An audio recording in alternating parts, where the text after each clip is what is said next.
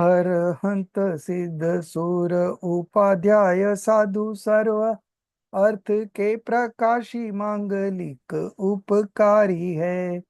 तीन को स्वरूप जानी राग ते भई जो भक्ति काय को नमाए स्तुति को उच्चारी है। धन्य धन्य तुम्ही से काज सब आज भयो कर जोरी बारंबार वंदना हमारी है। मंगल कल्याण सुख ऐसो हम चाहते हो मेरी ऐसी दशा जैसी तुम धारी है। हो मेरी ऐसी दशा जैसी तुम धारी है। मोक्ष मार्गस्य नेतारं वेतारं कर्म भूभृतां ज्ञातारं सत् ज्ञातारं तत्त्व ज्ञातारं तत्त्व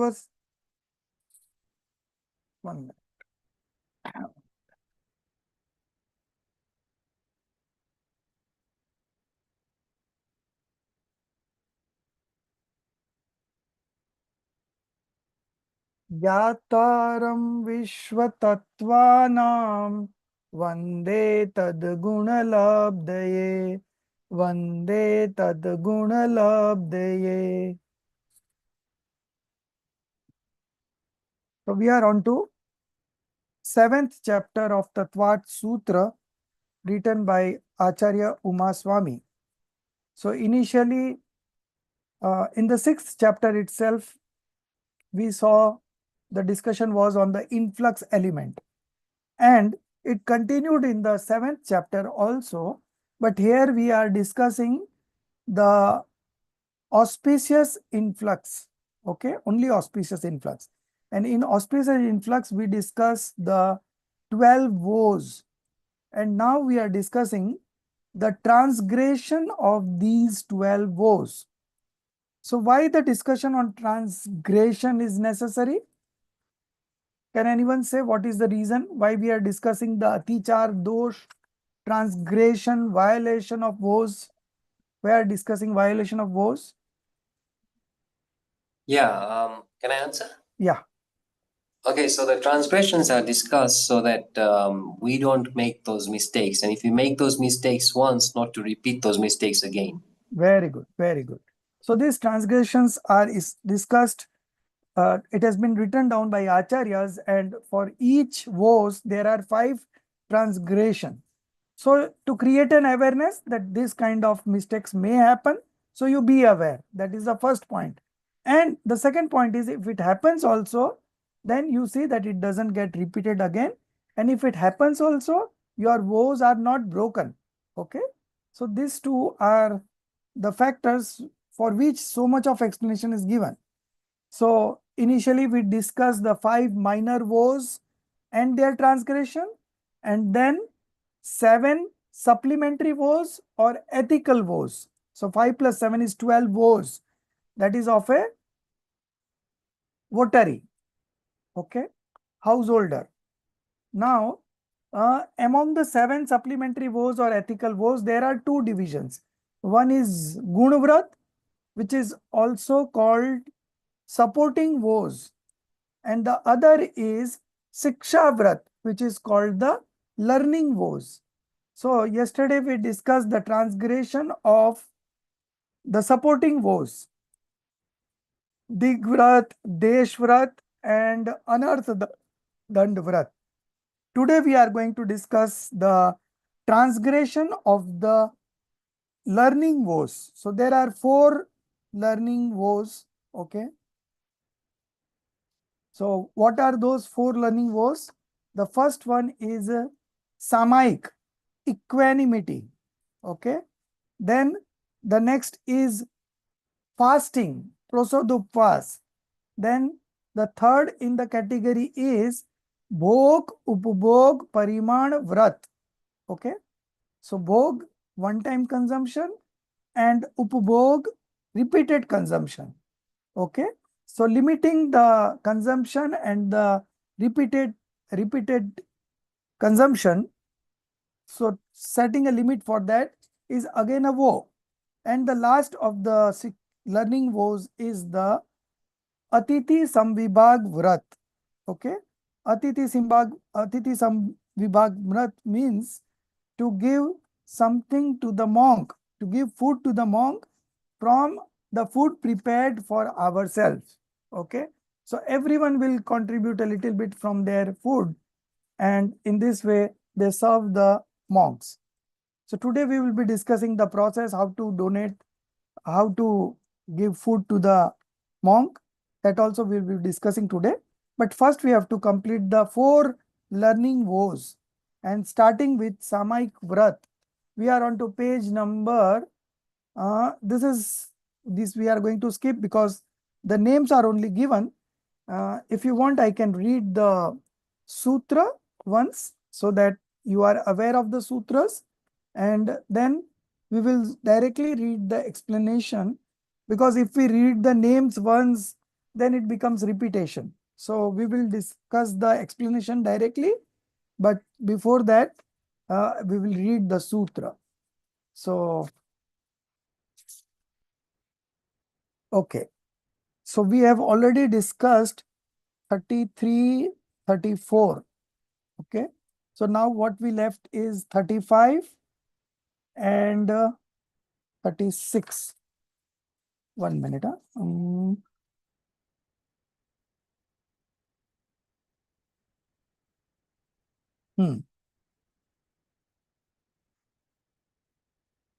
So 33, from 33 we have to read. So first I am reading the sutra. Yogadu prani dhanana dar smrityumnu pasthanani अप्रत्यवेक्षिता प्रमार्जितो तन सर्गदा दान संस्तरो प्रक्रमणान Nadar समृत्युनु पस्थानानि. Then 35. Excuse me, right? Can you read it slow so that we'll put lines so that we'll find it easy to read it again? Okay, so you are tracking from the English one or the Hindi one?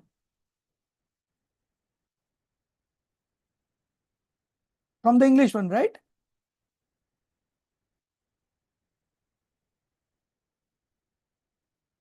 English one, ji. Okay. So you can see on the screen, this is the English one. So now I am reciting the 35th one. Okay. 35th sutra.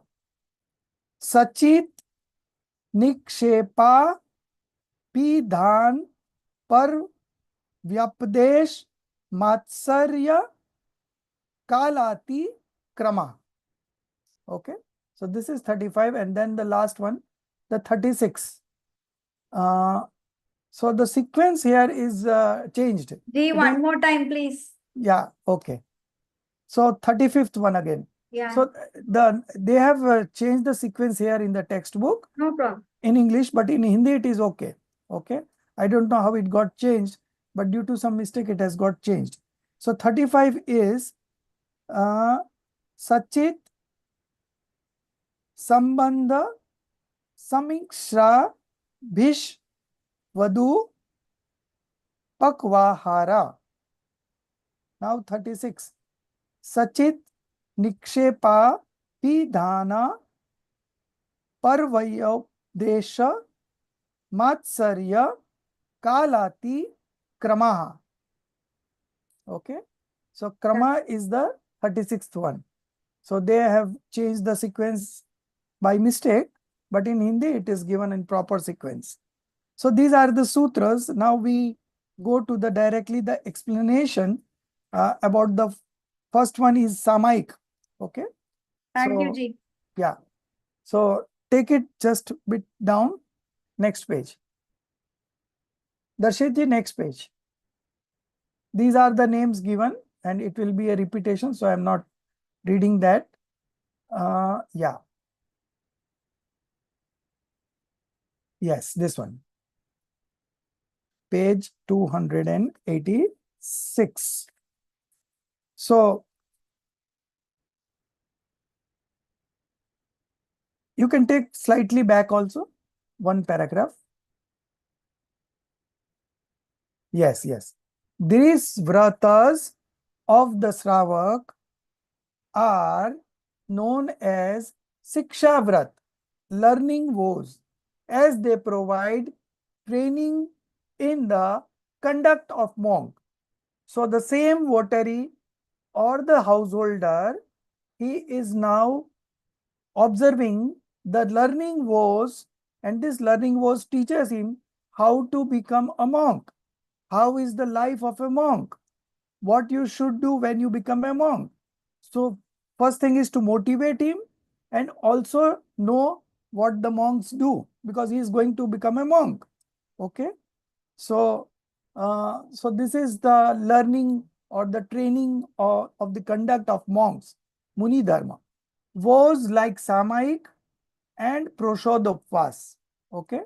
Samaik is practice of equanimity, where you are sitting in a meditative pose and concentrating on the self. That is Samaik. Then we have Prosodopvas. Prosodopvas is a type of fasting. Okay. So Samaik and Prosodopvas primarily belong to monks.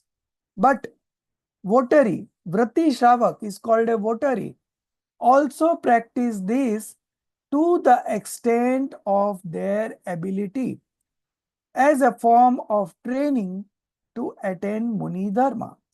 So, at the householder level or at a votary level, it is to the extent of their ability, but monks observe it fully.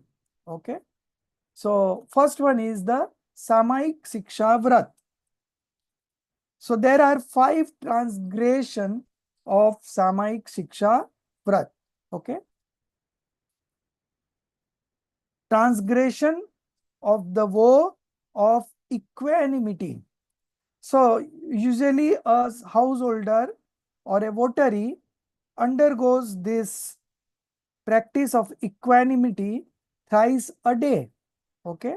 Monks do it compulsory thrice a day, but as a householder, he also practices it thrice a day.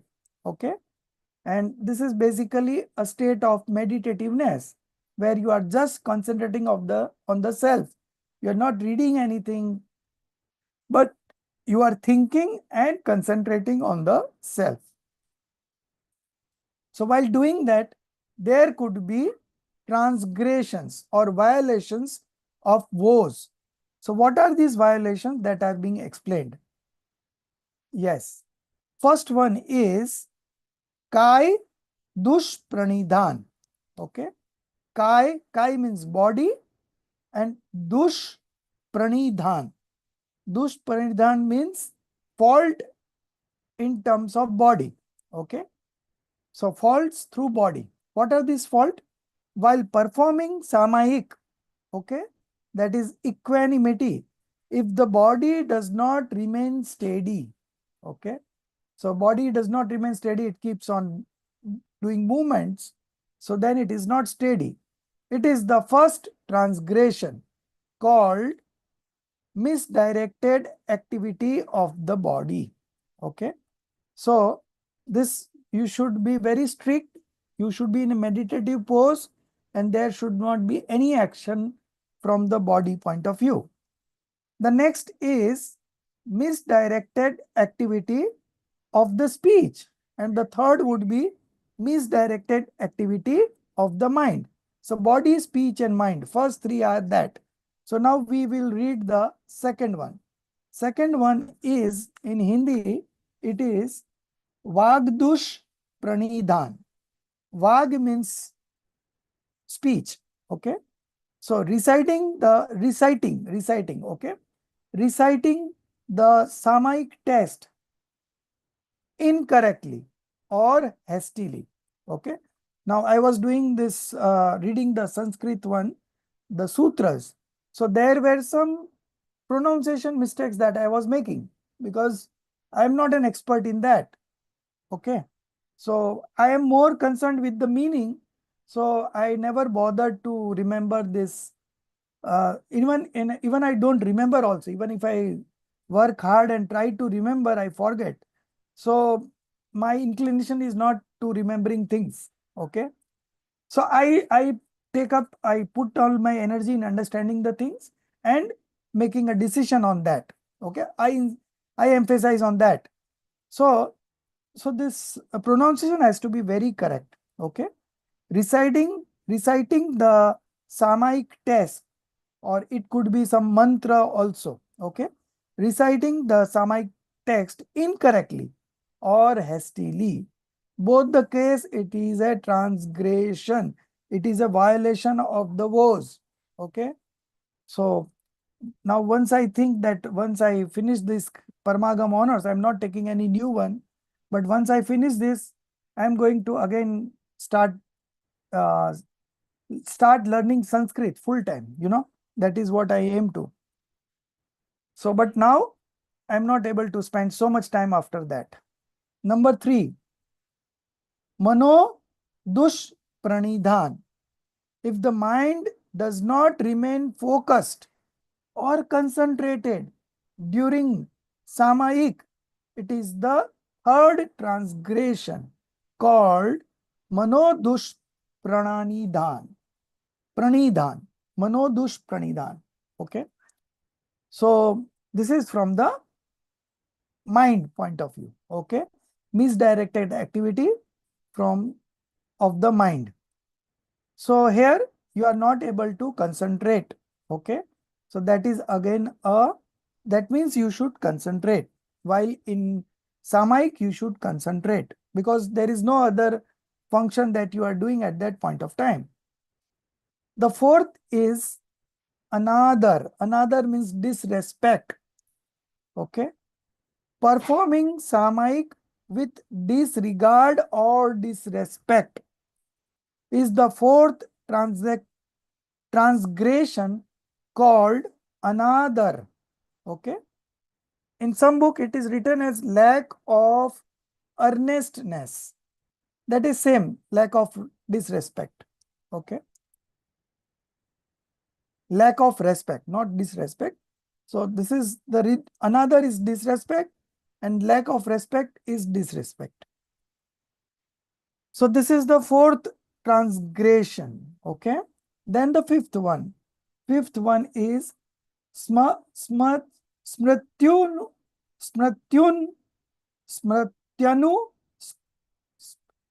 smratyanupsthan. Okay. Smratyanupsthan. Due to restlessness of the mind, forgetting the mantra or the recitation is the fifth transgression called smratyanu upsthan. That means your thoughts are fluctuating. Okay. So this is termed as fluctuation of thoughts. So these are the 5 transgressions of the vow of equanimity. Okay. Next. All of you have understood this? Do you have any questions? So No, sir. a person in the 5th stage can do Samaik. We can also do Samaik. Samaik is nothing but a practice of concentration. Whether you are able to sit in a particular pose for a long period of time. Okay. So that is a practice, and while remaining in that pose, you should try to concentrate on the self, that is your own soul. So this practice you can do 5 minutes, 10 minutes a day. It is going to help you. It will calm down your passions and it gives you an opportunity to concentrate on the self, and you will really enjoy it. Okay. So this is also that we also can do, but at our level. The next is the fasting. Here it is called prosod upvas. Okay. So there are 5 transgressions of this fasting. What are these?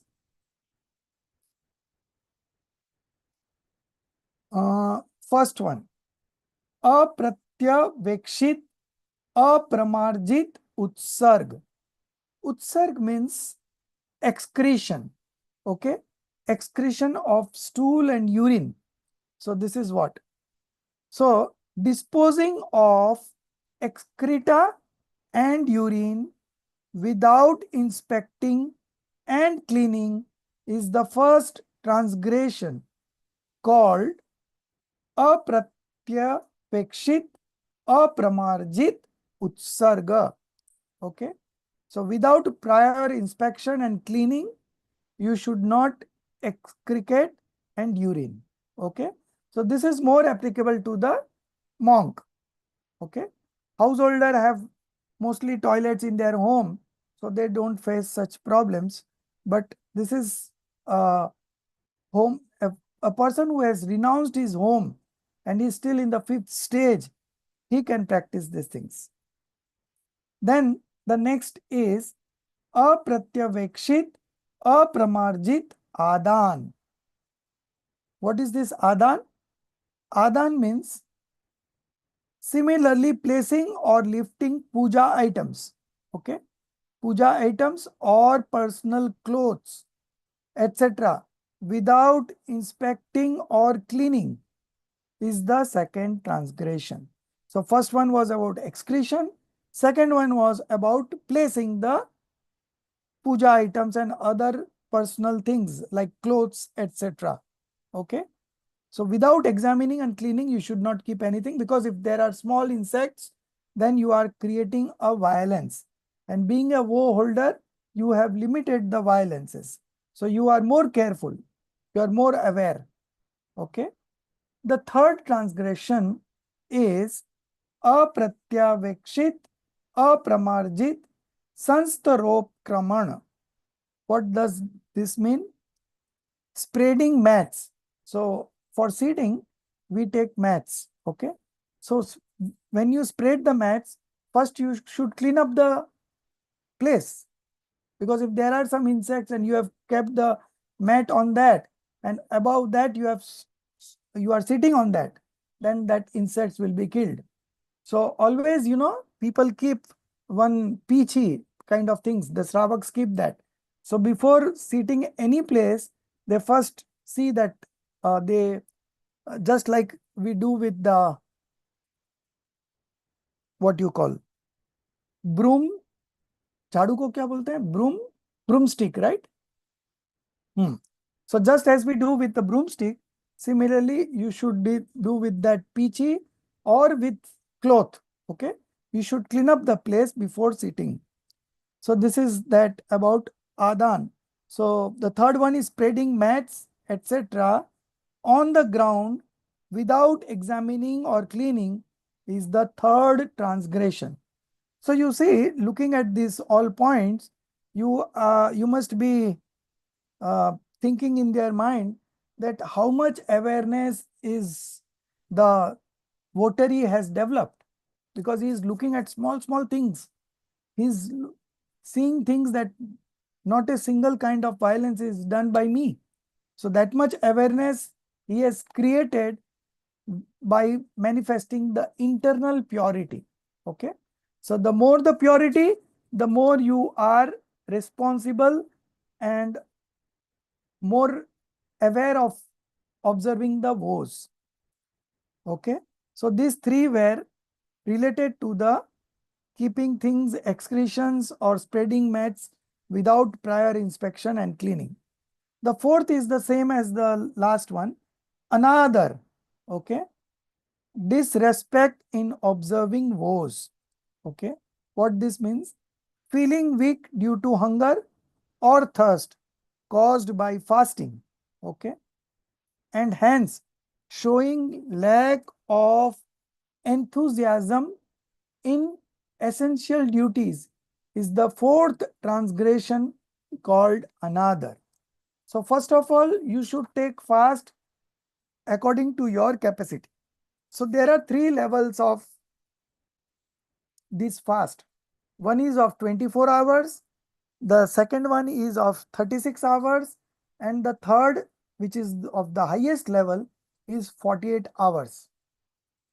So every Chaturdashi and Ashtami, the woe holder, the votary, always does this Proshod Upvas. Okay. And this could be any of the three kinds. Okay. So So you should take fast according to your body capacity. Now here he has taken the fasting woe, but he is feeling weak due to hunger or thirst caused by fasting, and hence showing lack of enthusiasm in essential duties. So if you are showing lack of enthusiasm in essential duties, then it is a kind of negligence. Okay. So you should not take such fastings. Okay. There is no uh, there is no punishment if you are not taking any vows. But if you are taking vows and then not doing it properly, then you are going to get a punishment. Okay. So you should see your capacity and then take the vows. Okay. And as I said earlier, it is directly related to your internal purity.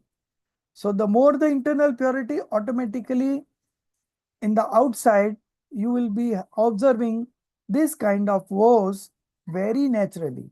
You don't have to take any trouble, suffering, nothing. It's all very easy going, all easy going. The last one, the fifth one, smratyu, smratyanu forgetting to perform essential duties is the fifth transgression called smratyanupasthan, lack of concentration. Okay. So these are kind of the transgressions while doing fasting. These are the 5 you should take care of. And if any of these 5 happens once in a while, your vows are not broken. So you should be very aware. Now the next is the 35th one. This here we are discussing the transgression of the Bhog Ubhog Parimana Vrat. Okay. So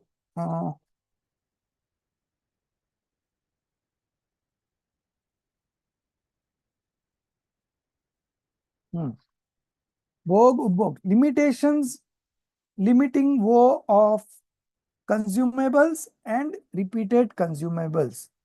So one-time consumption articles are called consumables, and those articles which we consume again and again are called repeat consumables. Okay. Like your mobile phone, it's a repeat consumable. But if you eat one sweet, it is a consumable because once you eat, it is gone. So that is like that. So what are the transgressions here? The first one, Sachit Ahar. Okay. To consume sentient items. Okay. Sentient items means those items where there are living beings. To consume sentient items like living flowers. So flowers is a one-sensed being. Okay. So that's why we never offer flower as a worship. Then leaves, plants leaves. There also it's a sentient item because it also contains living beings. Then fruits, okay, etc. is called Sachit Ahar. Ahar means food and Sachit means having living beings. Okay. So to consume sentient items is Sachit Ahar, the first transgression. Now the second, Sachit Sambandh Ahar. To consume food items associated with sentient beings, like those that have touched or are connected with living beings. Okay. It is called Sachit Sambandh Ahar, the second transgression. The third, Sachit Sachit Samishra Ahar. So it's a mix. To consume food mixed with sentient matter. Okay. So to consume food with sentient matter is called Sachit Samishra Ahar, the third transgression. So do we eat food with sentient beings?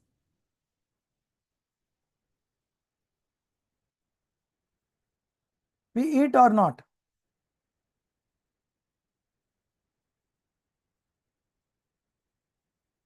Rajeshri ji? the vegetables we eat, the fruits we eat are all one living being in one body, you know. So this is the minimum that we do, and these are some of the things not unavoidable, because if we don't consume green vegetables and fruits, then your body's nutritions will reduce, vitamins and other nutrients will reduce, so you will have disease, and then you have to suffer, you know, you will not be able to do practice religion. So at a householder level, some of these things are being consumed, and even at a monk level, not all the monks renounce vegetables and fruits. Some of them do consume, so they also consume, but limited. So this is something Sir, unavoidable. they consume after 48 minutes. Uh, When the living being is, after 48 minutes, the fruit which is cut is Ah. acceptable after 48 minutes. So uska sachit ka, that living being is not over there. okay. The 48 minutes ke baad, it doesn't become sachit, it becomes achit. They can consume it. But when you are doing Even a pieces, monk, when you are even a doing monk pieces, when you Huh. are doing pieces, then already that living being is killed, no? So it's the same way as boiling water. आप Yeah. गर्म पानी पीते हैं ना, पहले आप उसको, you're killing the हाँ, bacteria. So right. same way, even the fruits, Yeah. they say 48 minutes के बाद consume, and within 48 minutes, that's the rule. हमारे Within, you in have to Sem5, consume within 48 minutes, right? That's yeah, what you yeah. are saying. So 48 minutes काटने के बाद in 48 minutes. So Okay. that it doesn't again another जीव नहीं उत्पन्न होता है. Okay, fine, fine. So these are some of the limitations, but as a householder, we don't observe such things, okay? But we do consume this green vegetables, fruits, okay? So we also have, but one body, one living being, okay? But if you eat potato, then it's one body and many living beings. So that we don't consume, okay? So we also have limitations. Then the fourth one,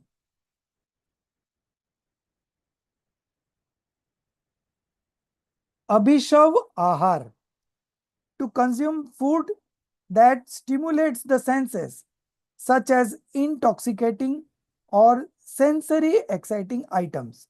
You know, Garisht Bhojan. Some foods are like that, that if you consume, it stimulates the senses. So you will have more cravings for sensual pleasures. Okay. So these are also to be avoided, and this is also one of the transgression. Okay. The fifth one, Dushpakva Ahar, to consume improperly or half cooked food. Okay. To consume improperly or half cooked food is called Duspakva Ahar, the fifth transgression. Okay. Now the conclusion. Such foods may stimulate the senses excessively. Okay. And if it stimulates the senses excessively, then what will happen? You will indulge in sensual pleasures. So your time would be wasted and you will not be able to observe the woes. Okay. So such foods may stimulate the senses excessively, cause agitation, okay, or lead to diseases in the body, thereby hindering the observance of the Bhog Upabhog Pariman Vrat. Okay. So you should be very aware what you are consuming, how you are consuming, when you are consuming. All these things need some thinking before you consume such foods. Okay. So this is something that we have to be aware when we become a votary. Okay. So we have to limit things.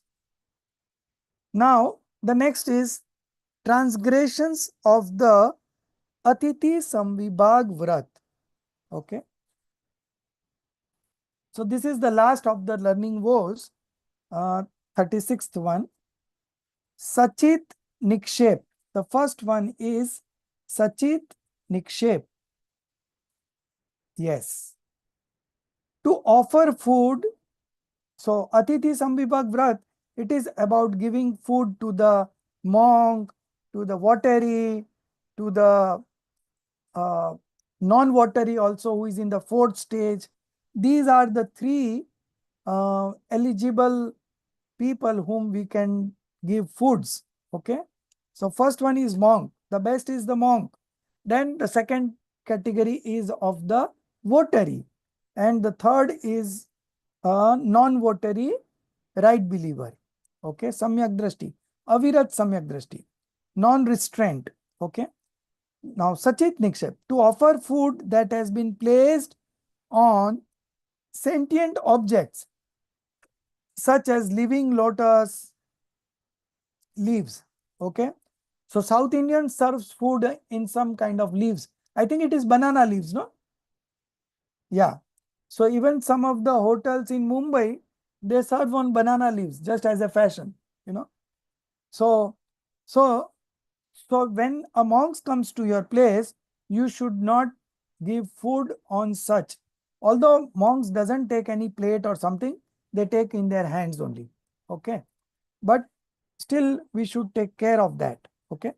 To offer food that has been placed on sentient objects. So the monk takes in his hands, but you should not keep the food on such leaves also. That is what it's being said here. The next is Sachit Apidhan. What is this? To offer food that is covered with sentient items like live leaves is called Sachit Apidhan, the second transgression. Okay.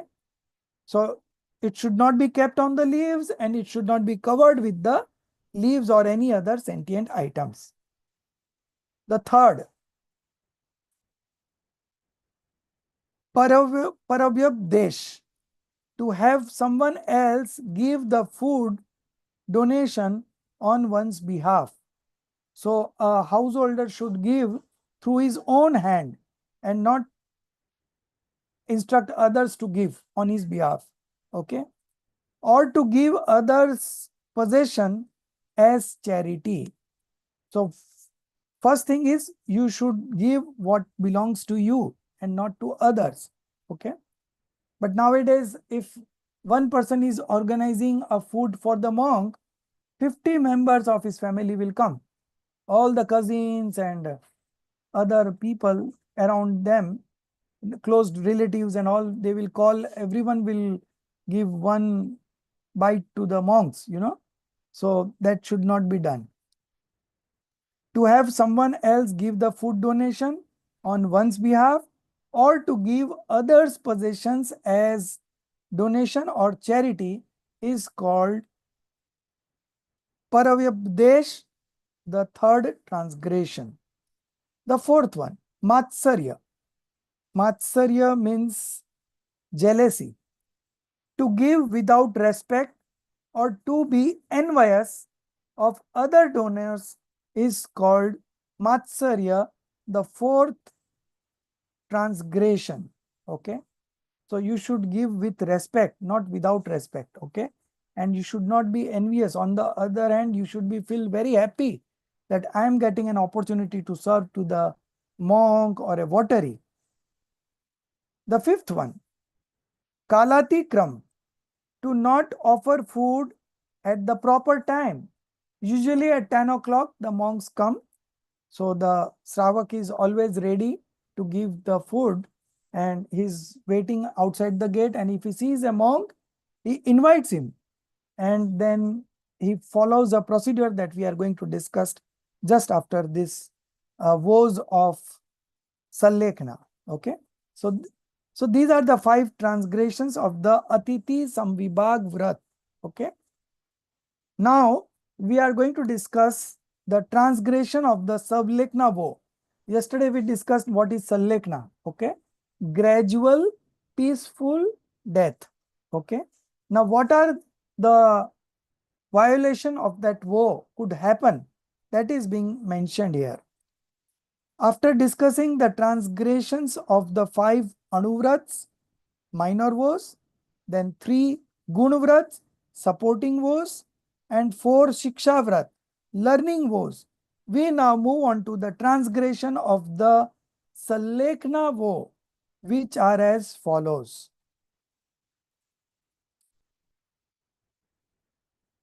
Only one sutra, 37 number. Jivita marna marnansa samitra nurag sukhanubandha nidanani. Okay.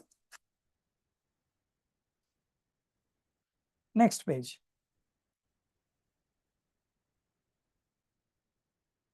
Next page, yeah. Oh, sorry. Yours page number is a bit different from mine.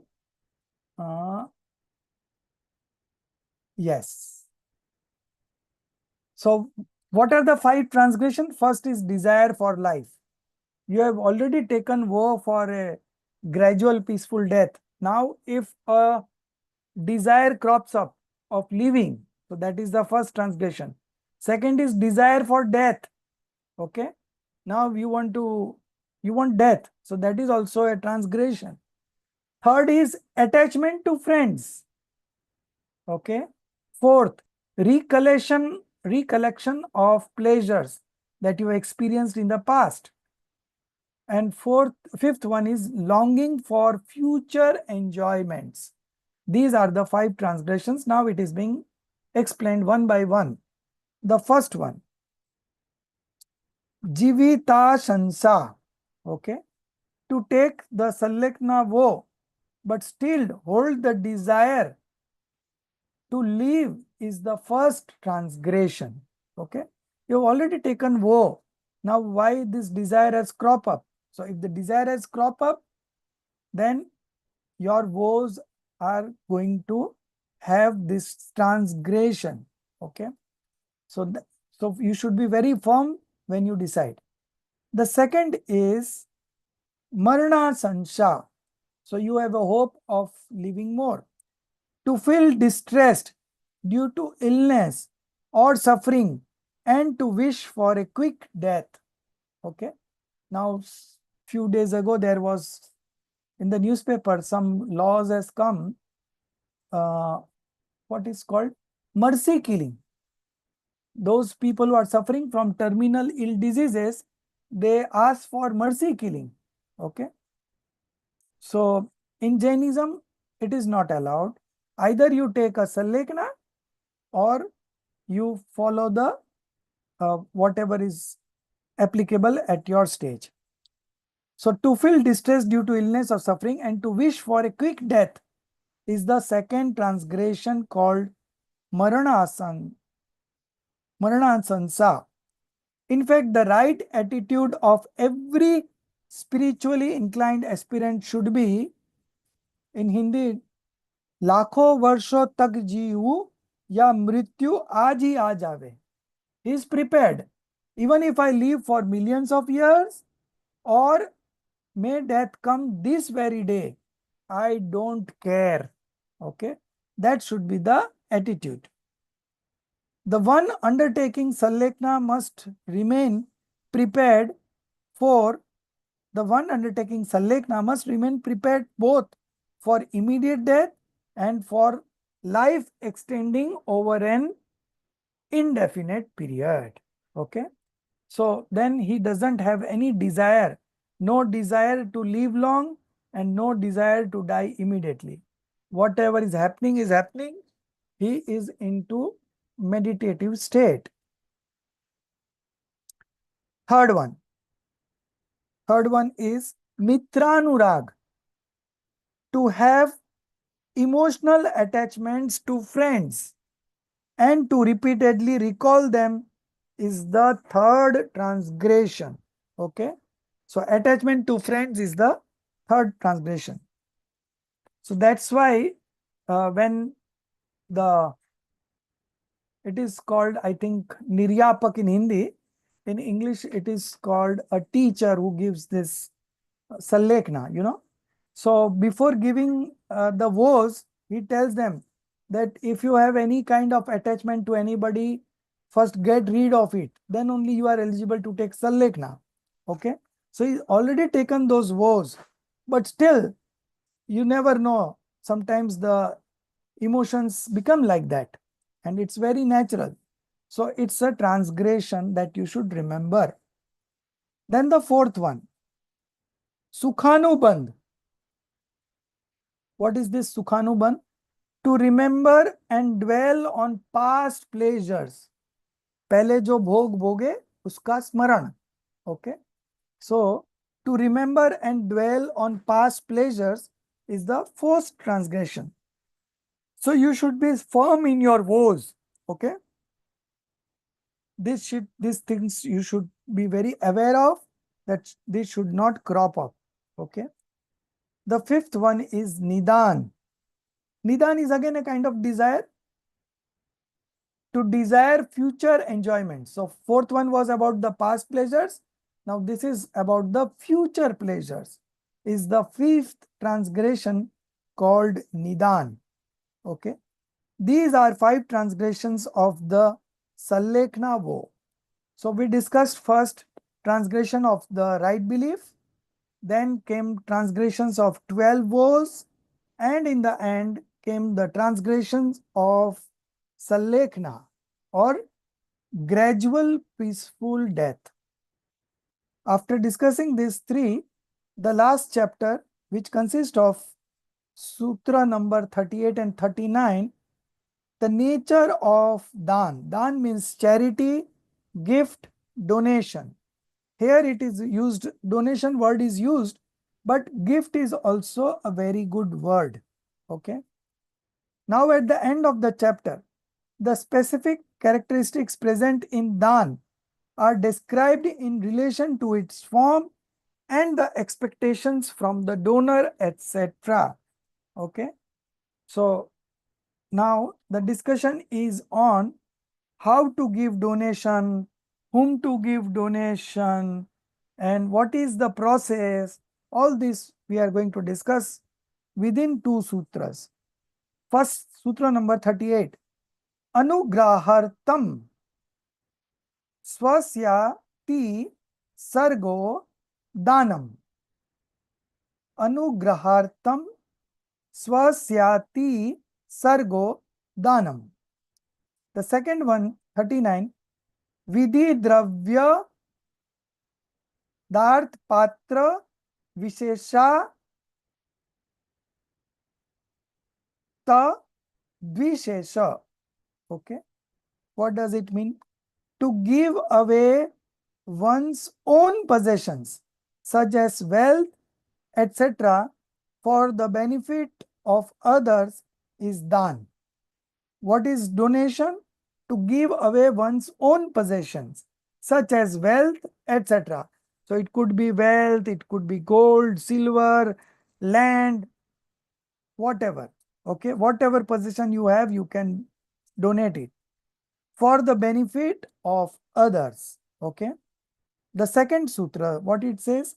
Due to the distinctiveness of the method of giving donation. Then the second is the object. What you are going to donate is the object. The third is whom you are going to donate is the donor. And donor is the one who is giving, and the recipient is the one who is receiving it. Okay. The patra. Dana acquires its own uniqueness. So with all these 4 different factors, the donation acquires its own uniqueness. Okay. The first one, abandoning useful materials like wealth. So abandoning, renouncing useful materials like wealth, etc., belonging to oneself for the benefit of both oneself and others is done. So what is going to benefit it? If you are donating wealth and clothes and utensils, whatnot, okay? What is the benefit to both oneself and the others? Others are benefiting, that we can really make out, but what it is benefiting to us, that is being discussed here. So here the discussion of donation is in the context of the Atiti Samvibhag Vrat, which we discussed just now. Okay. Therefore, the special consideration is towards the pious householder who gives pure, comma, non-violent food. Pure is Shuddha, non-violent is Ahimsak, food is Ahar. Okay. So the pious householder gives pure, non-violent food and other items to worthy recipient. Now this is very important. Worthy recipient, not to anybody. Okay. Giving food to a beggar is not a donation as per Jainism. Okay. It's a compassionate feeling, that is true, but you cannot consider it as a donation. Okay. Donation is only being said when it is given to a worthy recipient. So worthy recipients we have discussed already. There are three types. First is the monk, okay, ascetic monk. The second is votary. The third is non-votary householder who is a right believer. Okay. So these are the three worthy recipients, such as Mahavrati. Okay. Monk is a Mahavrati, and Anuvrati. So the votary is a Anuvrati and non-votary is not a Anuvrati. Okay. So Mahavrati and Anuvrati, monks you cut down monks because Mahavrati is only in case of monks. So recipients such as Mahavrati monk and Anuvrati votary. Okay. For the benefit of both self and others. Again, they are saying benefit for self and others. So now we are going to discuss what is the benefit for the self and what is the benefit for the others. So there are three benefits for the self. The first one is the reduction of greed. Okay, you can mark it down, the reduction of greed. The second is binding of merit, punya. Okay, the second is binding of merit. And third one is not written here, but you can add it. I have checked with some other book. The third one is soul's inclination towards renunciation. Okay. So once you donate, your inclination towards renunciation, it goes on increasing, and that's a very good sign. Okay. So the more you donate, the more your greed is reduced. Okay. So that we will see in the explanations of the transgression. Okay. So the reduction of greed, that is the number one already discussed. Binding of merit, second one. And soul's inclination towards renunciation is the third. These are the three benefits to oneself.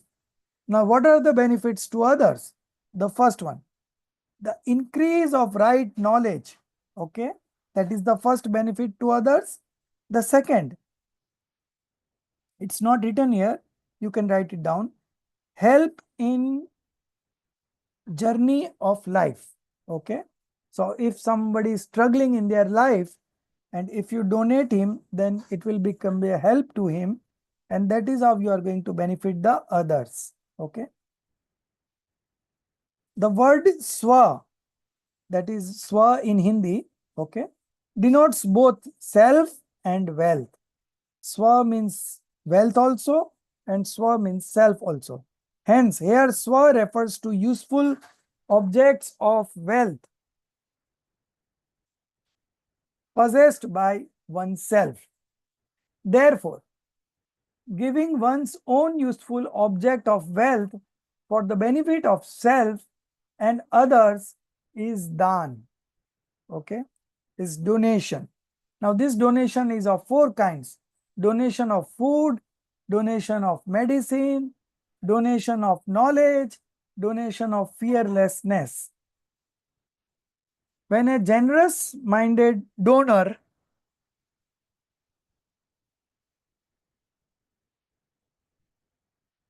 gives useful items to a worthy recipient, with due respect and proper ritual, donation becomes special. Okay. So what are the, who is a generous donor, who is a worthy recipient, and what is the due respect, that we are going to discuss now. If an excellent recipient such as Vitragi saint, okay, who is an excellent recipient? Vitragi saint, monk, okay. Vitragi monk is offered pure sattvic food, okay. So food should be pure, properly prepared, okay, full of the ninefold devotion, Nauda Bhakti, okay.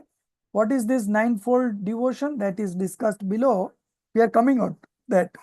Ninefold devotion means Nauda Bhakti Purvak and deep joyous reverence. Okay. What is this deep joyous reverence? Pramod. Okay. In Hindi, it is called Pramod. Deep joyous reverence. You are happy by a donor, not Pramad. Pramad is negligence. Pramod is joy, happiness. Okay. So deep joyous reverence is okay, fine. By a donor endowed with 7 virtues. So donor should have these 7 qualities in him to qualify as a donor. Okay. Then the donor accrues immense punya, merit. Okay. Immense auspicious karma. And the monks gains favorable conditions for the pursuit of knowledge and discipline. Not discipline, but it is written as Sanyam. So Sanyam means continence or austerity. Okay. So the monks gain favorable condition for the pursuit of knowledge and continence or austerity. Discipline you can cancel. So this is ChatGPT version. So this kind of small mistakes will always happen. But I am referring the Hindi text simultaneously, and I have read it once before also. So I am aware where are the mistakes. In this way, Swa means the self and Para refers to the monk or the others who is on the 6th stage of spiritual development. Thus, both benefit from the act. So, who is the excellent recipient? The monk, okay, who is on the 6th stage of spiritual development. Okay. So, this is the benefit the monks get. He gets favorable condition for the pursuit of knowledge and Sanyam, that is continence and austerity. So the monks take food not to remain healthy, but to just sustain life. Okay. They take food just to sustain the life. Most of the time they are meditating on self. Now, in the context of Ahardan, the donation of food,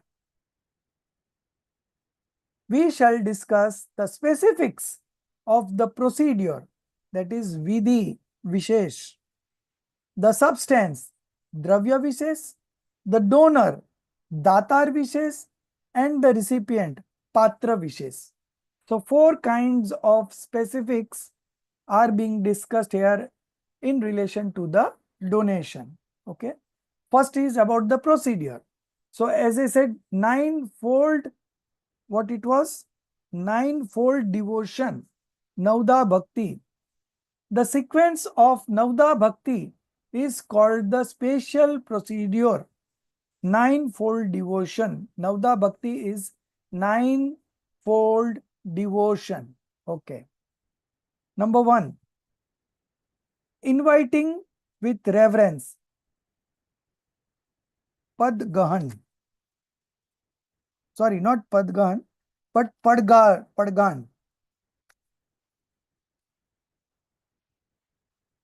Padgahan. Okay.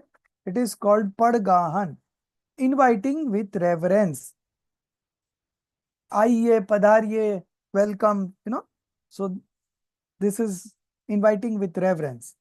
So usually it is 10 o'clock or 11 o'clock, 10:30 in the morning, and the householder stands outside his house with the hope that some monks may come to my place today. Okay. And the food, generally in those times, the food prepared in a householder's place also was absolutely pure. They used to have pure foods only. Okay. So there was no need to uh, previously prepare for it. It's just a normal case, and all are joint family. So 40-50 people living in a family, even if 2-3 monks come and take food, it's not going to make a difference. Okay. That is what was about Atiti Vibhag Vrat. The second is offering a proper seat. Okay. Offering a proper seat above the ground, Uchchasana. Okay. Not at the ground level, but above the ground level. Okay. So some bench or something like that. Then washing the feet. After he sits, stabilizes, then the Shravak washes his feet. Okay. With pure water. Charan dhone ka. Okay. Then fourth, performing worship with 8 substances. Okay. The worship that we do in the temple with 8 dravyas, same type of worship is done to the monk when he comes for food. Then fifth, bowing in respect. Then you do namaskar. Okay. Sixth, purity of mind, man shuddhi. Then purity of speech, vachan shuddhi. Then purity of body, kai shuddhi. And the last one, ninth one, declaring the purity of food, bhojan shuddhi. So he has to utter these 4 words: man shuddhi, vachan shuddhi, kai shuddhi, ahar shuddhi. Then only monk will be ready to taking the food. These 9 acts comprise the Nauda Bhakti. The essence is that around 10 to 11 am, when the Muniraj arrives to accept food, one should respectfully invite him. Number 1. Okay. Then one should respectfully invite him from the path in front of the house. So put it as number 1. Then what next? This is Padgahan. This is Padgahan. Okay. Second, upon his arrival, number 2, he should be offered a proper seat on a higher place. Okay. Proper seat, that is number 2. Third, his feet should be washed with pure water. Fourth, worship should be performed. Fifth, followed by bowing. After this, the recitation of 4 things: Man Shuddhi, Vachan Shuddhi, 7th, Kai Shuddhi, number 8. After these 3, finally it should be declared that the food and water are pure, Ahar Shuddhi.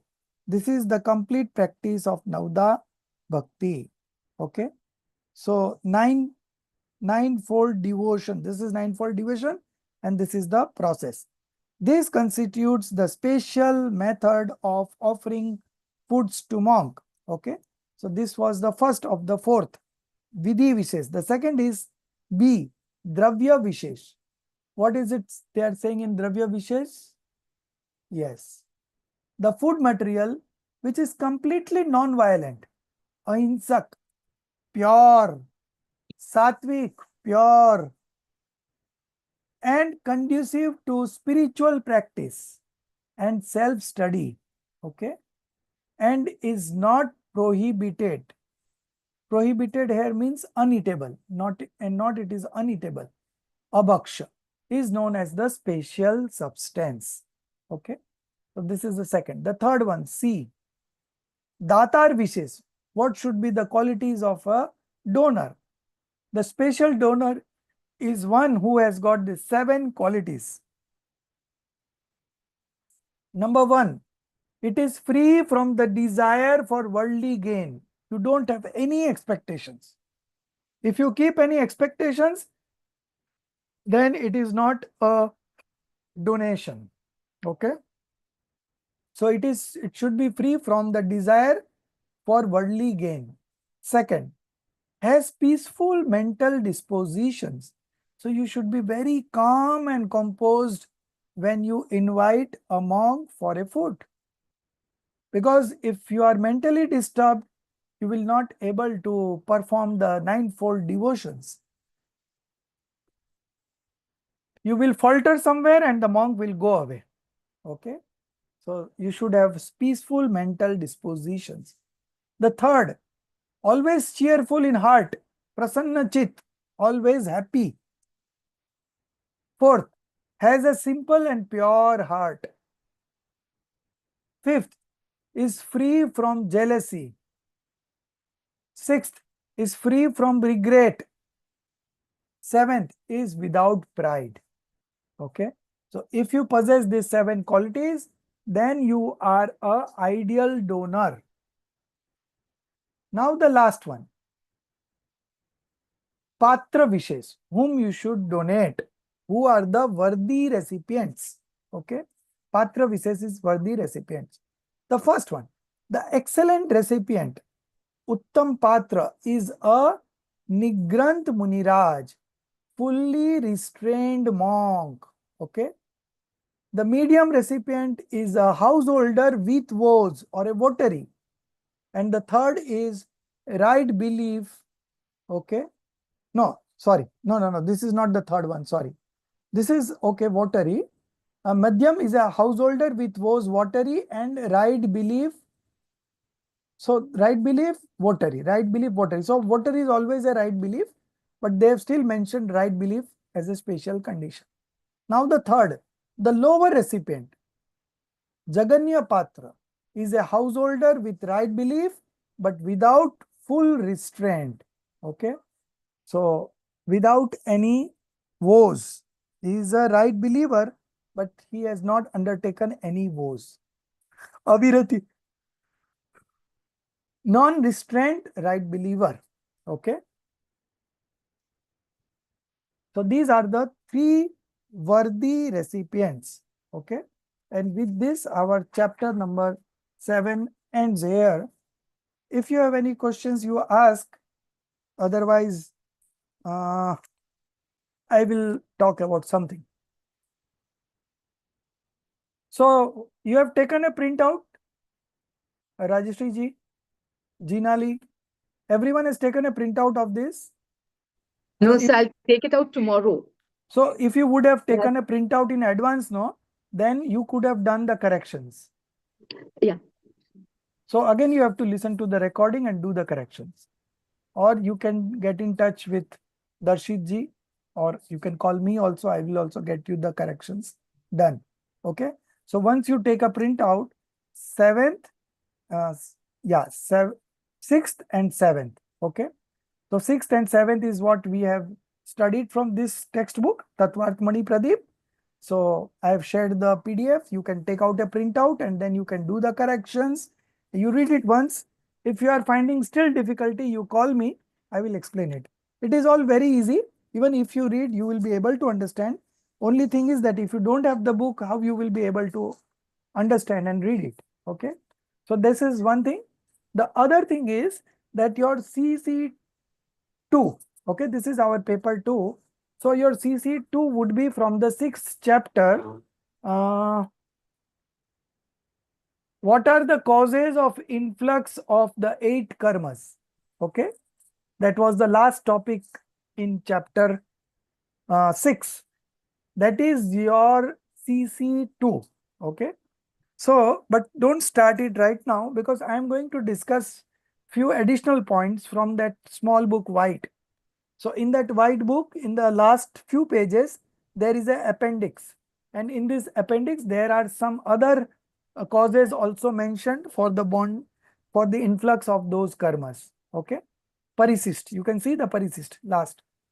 page number 2, 23, 24, from there onwards, 25, 26, 27. I have shared the pages in the group also, and I have translated into English. Only 2 pages are left. So mostly I'll be finishing in this week, and I will share that English pages also. So that and what is given in the textbook, you can read and prepare CC2. Okay, CC2. So all these are very simple things. You can even translate by yourself also. But nevertheless, I'm almost 60% through. Another 30-40% is remaining. So I'll complete it and then I will share it with you. Okay. So this So can we get our CC1 marks?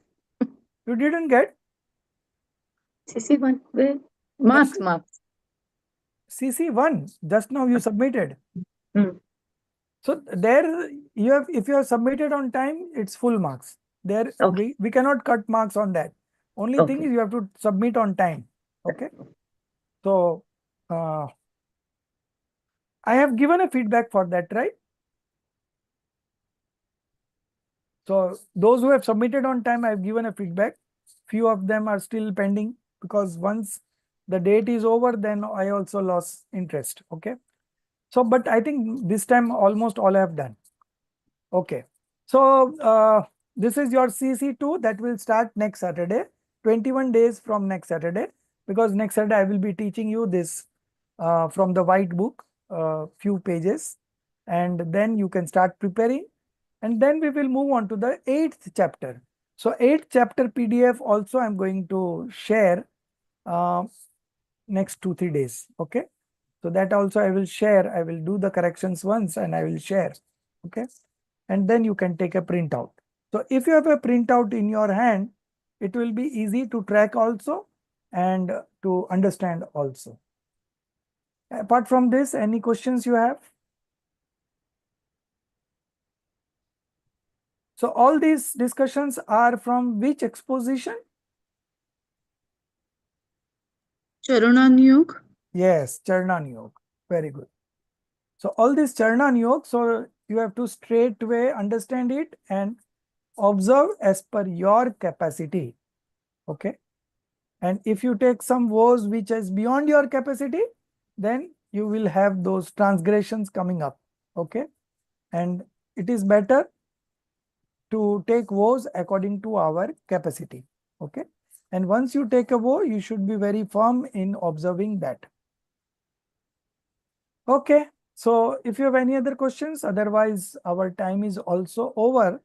So we will close for the day and see you next week. Sir, just one question, sir. It's just offhand. So monks don't have their bath or wash their legs, now? No. In this chapter, it says when a monk comes to your house, charan ko dhone ka. So that is the monks don't wash their feet themselves, but the Shravak, the votary, okay, he do wash his legs as a mark of respect. Okay. Our place is in the charan of the monk. So as a mark of respect, we wash the feet of the monk. And then we worship with 8 dravyas. So the food should not be prepared specifically for the monk. It should be on the normal course as every day you are making. And then you stand outside expecting a monk to come to your place. And if he comes, you are the lucky one. Okay. So in those days, all the people were used to eat pure sattvic food, which is consumable by a monk. Okay. But nowadays, all the Shravaks also don't use sattvic food. So they specifically call a monk on a particular day. And in some of the mandir, there is a bidding being done. Who will take the first ahar?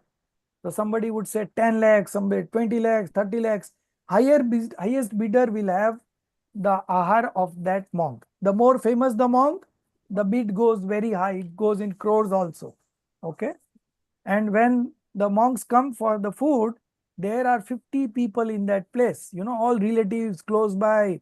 and everyone do. So there is no purity being maintained.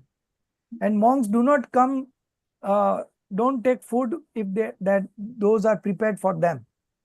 And here nowadays they specifically prepare for the monk, because normally the Savas don't have that pure food. So how they can offer to the monk? So specifically it is done. So these are all some of the laxity that has cropped in, and it is like that only. But we should be knowing the truth. What is the truth? Okay. Okay. Any other questions? Sir, at one point it says that the third worthy recipient is the right believer, Right Shravak, believer without woes. Right. without woes. So, how do we identify that? Say, like, I want to donate to someone. How do Hmm. I identify that this Shravak, Hmm. who does not have any vows, Right. um, because if they are right believer, it's just something that's manifested inside them, right? Yes. Yes.